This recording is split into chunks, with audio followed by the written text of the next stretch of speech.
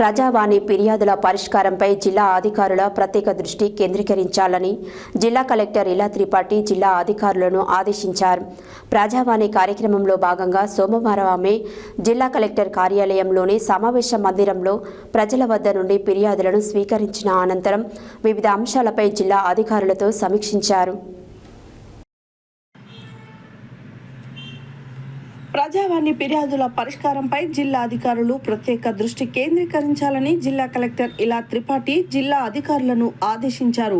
ప్రజావాణి కార్యక్రమంలో భాగంగా సోమవారం ఆమె జిల్లా కలెక్టర్ కార్యాలయంలోని సమావేశ మందిరంలో ప్రజల వద్ద నుండి ఫిర్యాదులను స్వీకరించిన అనంతరం వివిధ అంశాలపై జిల్లా అధికారులతో సమీక్షించారు.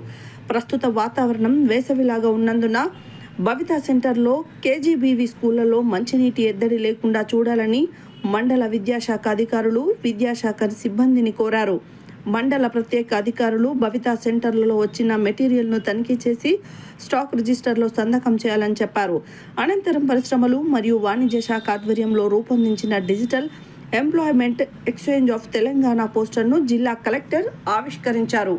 కాగా ఈ సోమవారం మొత్తం 138 ఫిర్యాదులు రాగా రెవెన్యూ శాఖకు 82, జిల్లా అధికారులకు 56 వచ్చాయి.